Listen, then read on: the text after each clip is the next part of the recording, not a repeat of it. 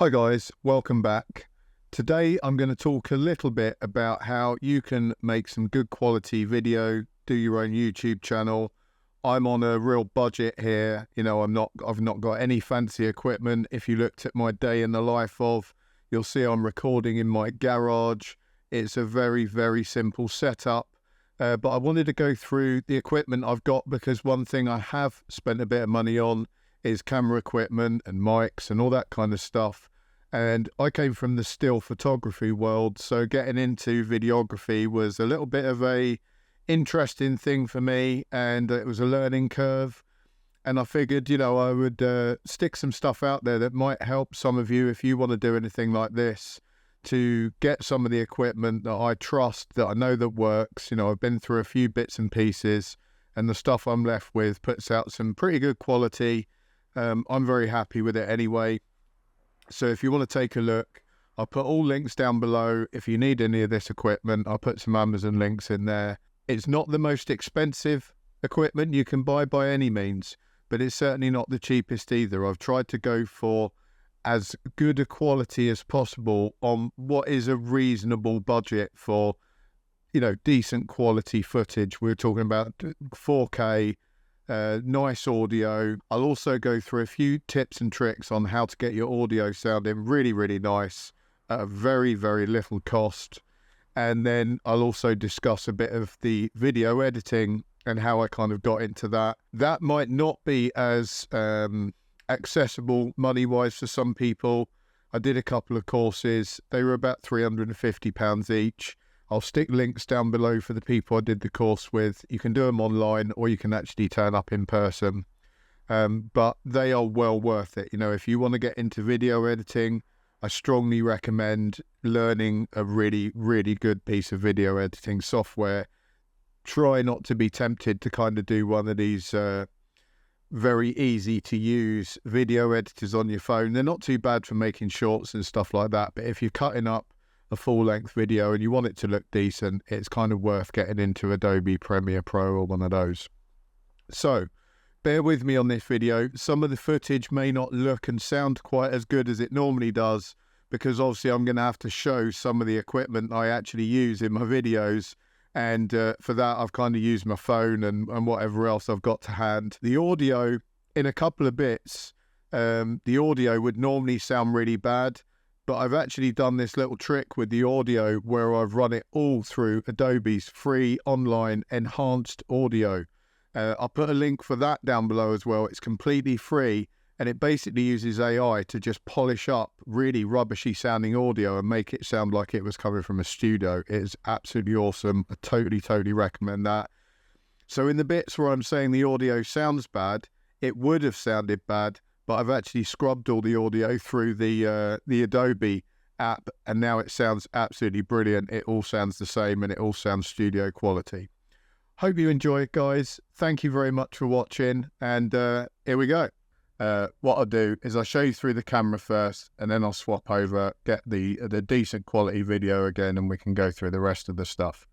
So the camera is a Sony ZV-E10. Turn it on. You see we've got the back screen there. So there's no viewfinder on this. It's a small mirrorless camera that flips around, so you can actually see, if you're recording yourself, you can flip that around and see yourself, so that helps a lot. And then if you're just recording anything else, you can turn it back and you're simply holding it in this manner. Very easy to use. If you guys have used a DSLR before, then it's not going to be too difficult. You've got your video recording function there, your shutter button there, on and off, and then your mode button there. So that'll take you through video, stills, and then there's another mode that does like a slow motion or a high frame rate video on there. And then on the back, you've got your function buttons, menu buttons, and I'm not going to go through it, but I would highly recommend this camera if you're doing, YouTube content and you just want to get started, you want to do professional looking content. This is really, really a good setup. What I did add was this cage around here. So this is a small rig cage. So it's got a small rig cold chew on top. So that comes separate to the cage. That screws on there. That's very, very useful for adding, additional things like microphones and stuff, which I'll go on to in a minute. It also has a cold chew adapter here.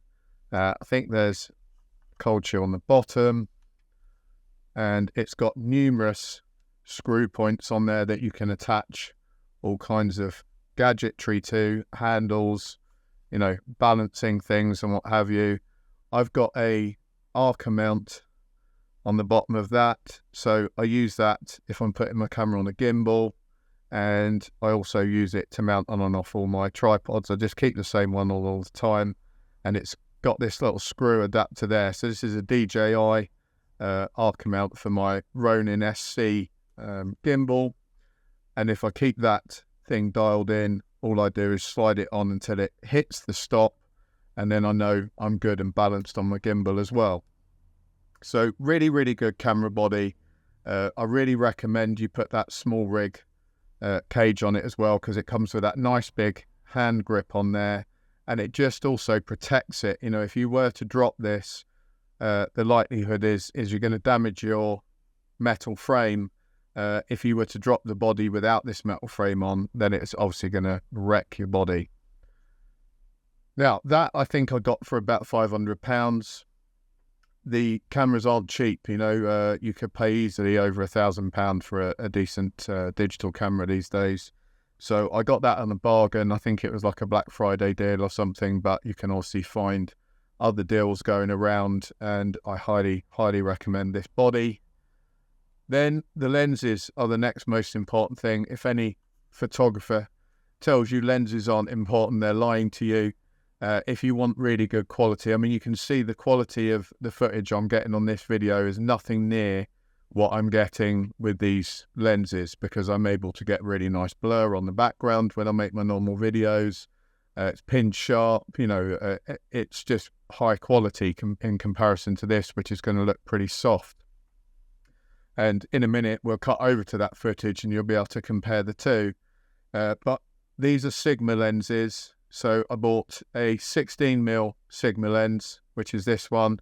And then I've got the 30mm lens. Pretty sure it's a 30. Yeah, the Sigma 30. These are kind of pretty famous lenses because they represent really, really good value for money. They're a lot cheaper than the Sony equivalents, and they're putting out pretty much similar quality. Some people would argue even better quality than the Sonys.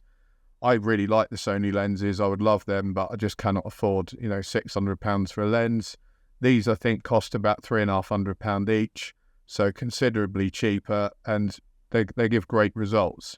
The 16mm is a little bit heavy, but most of my stuff is static filming anyway, so it doesn't really bother me. They produce really good quality stills. They produce great quality video. You can use them for either. The 16mm lens is really good for tight and close spaces like this one, where I've only got, if you've seen, what I'm filming in is basically my garage, and I've only got a sort of half a metre between me and the camera, and then I've got about another metre between me and the back wall. So I'm really tight on space here. If I was running like a 30mm in here, I would have to move the camera right back. I just don't have the facility to do that.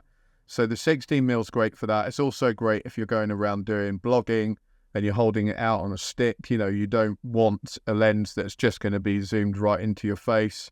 So you've got to bear that in mind. The 16mm is going to be wide enough that it gives you, a head and shoulders view, maybe a bit of stuff around you as well. So that can be an ideal little vlogging lens, if you like. And it's a bit of a one-size-fits-all. I do a lot of photography with this 16mm as well, because it's just a cracking lens. So if I need to, I can just get close in on the subjects. It doesn't matter. I'm not doing like safari photography or anything. If I was doing all that wildlife photography, obviously I'd have really, really high power lenses to make up for that, but that's not something I'm doing. So if you're new to photography and you're wanting to do YouTube stuff, unless you've got a specific need to photo things that are really far away, you're doing like motor racing or wildlife or something like that, don't think that you need to buy these crazy long distance lenses that you see on the news and all the photographers and stuff using paparazzi. They're doing that because they might be stuck across the street and they want a real good close-up of someone going by in a car or whatever. You probably don't need that facility. Save yourself the money because those lenses cost a fortune. So that's the camera as far as it goes. Those are the two lenses I use. Now I'm going to chop this camera over so you'll see the difference in quality, and we'll go through the other kit that I've got in the bag and also the lighting rig behind me. So first bit of kit I'll take a look at, and apologies for the audio if this piece of audio is sounding bad because I've got the mic in my hand there. So this is the Deity D4 Mini. So that is just a wind muffler on the end. This Deity D4 Mini, and it's been a really, really good mic. I just bought it because it had very good ratings. It was on a deal, and it really does provide excellent quality. It's quite light, small form factor, and that just clips on top of my camera and then inputs like so. And I think that was, around £30. It wasn't much at all. It's a really good buy. Now, you might not actually notice much difference because I run all my audio through Adobe's enhanced audio app, which is available. It's amazing. It's available online. I'll put a link down below. If you shoot on anything that's got poor audio and you run it through that link down below, it will basically use AI technology to take all the background noise out of your audio, make your voice sound a lot better, and then you can just download that as a WAV file, stick it into your editing software, and it is absolutely amazing. That is likely to become part of Premiere Pro at some point. At the moment, it's just a kind of bolt-on that you have to use on the web-based app, but it is absolutely amazing for audio. And that kind of negates the need for really high quality mics. I would still say get one, but that piece of kit is just unbelievable. I've got this from Ulanzi, a very, very simple little selfie stick that also functions as a bipod. It's telescopic, and that'll hold my GoPro. You can see I've got the phone mount in there, so when I just did the piece on the mobile phone where I was taking the footage of the camera, I was just using that very cheap mount from Amazon, and then it just sits on that Ulanzi mount there. But I normally stick a GoPro mount on that, so obviously you can use it as a selfie stick, hold it out, do your thing. Nice and simple. It is a little bit delicate for like the mirrorless. If I stick my mirrorless camera on there, I can just about make it work for a selfie stick. But if you try and use it as a tripod, it's a little bit unstable on the legs. They're a little bit wibbly wobbly for a heavier camera, especially with the the small rig frame around it. And also, once you start adding mics and stuff, things start getting a bit weighty. So I wouldn't suggest it as your main tripod for that. In fact, I'll show you what I use here. Take this off, turn it round. I'm using this little newer tripod here, Niwa. Really cool little thing. It's got telescopic legs. Everything you could need in terms of, adjustment, nice and smooth. And I've just stuck a Arca mount on top. And that was actually very, very cheap. It didn't cost me much money at all. And I've got this little remote mic set from DJI, which is absolutely phenomenal. So this piece here is the receiver. That sits in that cold shoe mount on top of my camera. And that will basically start taking audio feeds from these two mics here. They come with a little rabbit's foot wind cover on them, and they can either clip on, they've got a little clip on the back, or there's a magnet there that you can take off and magnetize that underneath your shirt or on top of your shirt. And they do a really good job of picking up audio. So you can have two running at once if you're doing an interview, for example, or if I need to be a long way away from the camera, I can get about up to 800 feet away from the receiver and it'll still pick me up on the audio. So if I'm doing anything out and about, or I'm out in the woods and doing something with the, chopping things up, or doing a review of the tactical trousers and things like that, I've normally got one of these clipped on just because it enables me to move around. With these kind of microphones, they're directional, and if I move around too much in this room, the audio is going to start really going in and out. And even if I run that through the Adobe enhancement, the noise level will be going up and down, and it becomes quite difficult to make it sound like a decent piece of audio. So that's well worth the investment. It was expensive. They're about £350, but well worth the investment if you're filming out and about. And certainly if I've got all this sat on my Ronin gimbal and I'm doing stuff at like the knife shows and SHOT Show and stuff like that, I'll take these. If I'm interviewing someone, I can clip one on there. I can clip one on myself. If I'm down at the gym, the same thing. I can clip one on, do my exercises, and everything sounds good. I have this thing here, which sits under the table in front of me, and that is basically just enabling me to throw a bit more light up. So if I start getting dark shadows around my face, I can throw this there, and it's just reflecting light back upwards towards my face. Gives you a bit of a warm glow. They call them like a beauty reflector, which I definitely probably need, but that will give you a bit more warmth to your picture. They generally come with, other sides. So you've also got a white side there. And I think this one, if I undo it, I think it's got internal bits as well. So you can have a silver option. That was like £10 off Amazon. So well worth getting. And it just gives you a bit more, a bit more flexibility. If you're like me, you're just using a single light. So you can see we've got my lighting rig here. It's a Neewer or Newer. Don't know quite how to pronounce that. And it's a CB 150. So it's a 150 watt. And then if we scan up, you can see I've got it attached to the ceiling. Very simple attachment. And then in the front, we've got a Neewer softbox, which does fold down. They're a bit of a pain to fold down, but you can see it's pretty large, and it's important to have a large softbox like that because that's going to give you a nice diffuse overall light. It's not going to cast harsh lights and shadows on things. It's going to give you a nice even lighting over your body and face, so you look as good as possibly can be on video. So I've got the light on now. I'm sat right in front of it, so you can see it gives a nice even lighting. I haven't got any harsh shadows. If I didn't have that softbox in front of me, it would cast really harsh shadows across my face, and if I turned one way or the other, you would get this kind of shadow effect. It would look very high contrast.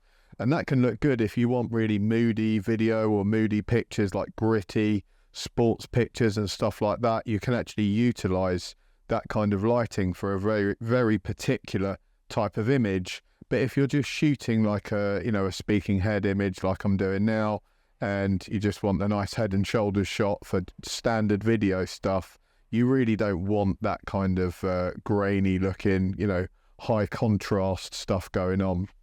That's a very specific thing that we're doing. This is the operation for the light, so I can actually put that light up there and control everything by hand. You can actually increase or decrease the light here. It gives you your Kelvin rating on there, and it gives you your percentage, how much light you're actually outputting. And then, of course, you can turn it on and off. So if we were to turn this off, now you can see what I mean by very high contrast image. So I've now got sunlight coming in from the side, so that's casting light onto this side of my face, putting this side into darkness, and it looks a lot less pleasing, a lot less professional. So unless you've got the ability to kind of make your sunlight diffuse, which you can do if you're next to a really, really big window and you put some net curtains up and that diffuses the light as it comes in, and you're able to sit in front of that window so all that diffuse light is coming onto you, and then you can shoot that way, that's a very cheap way of doing it. But that's going to be dependent on the weather. You know, if the sun suddenly starts moving or a cloud comes over, then you've got changes in light that you're going to have to take account for, and that's a real pain. So it's much, much easier to actually just set up with a light like I've done. Comes back on, the camera will sort of find its happy place. It'll start messing around with the white balance, and there we go. It's back to normal again. So real easy setup for a single light. Now, a single light isn't perfect. I'll probably invest in another light, maybe another 2 lights. The ideal situation, and back in my photography days when I was just using flashlights, I would have lights set up. So I'd have one looking this way, one looking this way. So they would go to either side, and then you can have the camera in the middle. So that way I can seat the camera a little bit further back. I can have the lights to either side. So they're throwing that diffuse light on both sides of me. So I'm not getting any shadows or contrast at all that way. Then you can position a light behind you, and you can either illuminate the backdrop behind you to make you stand out a bit on the backdrop, or make, you know, draw people's eyes to interesting things on the backdrop. You could illuminate it in a different color if you wanted. A lot of guys are doing that on YouTube at the moment, purples and blues and reds. Or another interesting thing to do to make you really pop from the background is you can actually illuminate yourself at the back. So the camera won't see that light directly, but it will give you a kind of illuminated appearance. It'll just make you really stand out against the background. So that's a pretty cool way to make yourself look, you know, like you're really popping, and make a sort of studio type effect for quite a low budget. Don't be tempted, guys, to buy super cheap lights. That rarely, if ever, works. You know, I've done that in the past when I was just getting started with photography, and I did try it when I was doing videography. I bought some kind of really cheap £25 each lighting, and they're fine. I actually do use them, but I use them for illuminating very, very small products when I'm doing product photography or product videography. So if I'm doing some video or close-up of a knife or something I'm reviewing, then I get the lights down there, you know, 2 little lights on the subject. It's enough to illuminate a small object like that, but they're nowhere near enough to do anything for me. I was thinking of having this main light and then having one of those either side, but they just get washed out by the main light. So there's little point in having them for this kind of thing. What I probably will do is when I get the 2 other lights, I'll buy exactly the same lights. I'm very, very happy with this one. None of them are cheap. This one was about $250, and in terms of lighting, this was actually, you know, the lower end of the scale. You can spend thousands of pounds on lights, and, you know, if you're serious about shooting and you want lights that you can transport around and bump about, and they will be really robust and last forever, and they've got really good guarantees, then spend all that money. If you're just like me, you're shooting in a pretty closed environment, you're not expecting too much out of them, you don't need them to be rainproof and all that kind of stuff, then you can probably afford to go a little bit cheaper. So this is fine for my needs, but like I say, I will be adding some lights, and that'll just give me a bit more variation of what I can do, the type of ways I can film. If I go out anywhere with my lights and film, it's nice to have a couple more lights so that you can, you know, illuminate another subject. You might be able to do an interview, and then you've got 2 people there that you can illuminate better with multiple lights. Very, very hard with one light to kind of encompass a load of different contexts. I'm really stuck with this talking head thing that I'm doing now. Other than that, in my bag of tricks, I just keep this Nightcore BB2, which is absolutely awesome. I've reviewed it before. If you don't know what it is, it's basically a blower. So anytime I get any dust or anything on my equipment, I can just action this thing.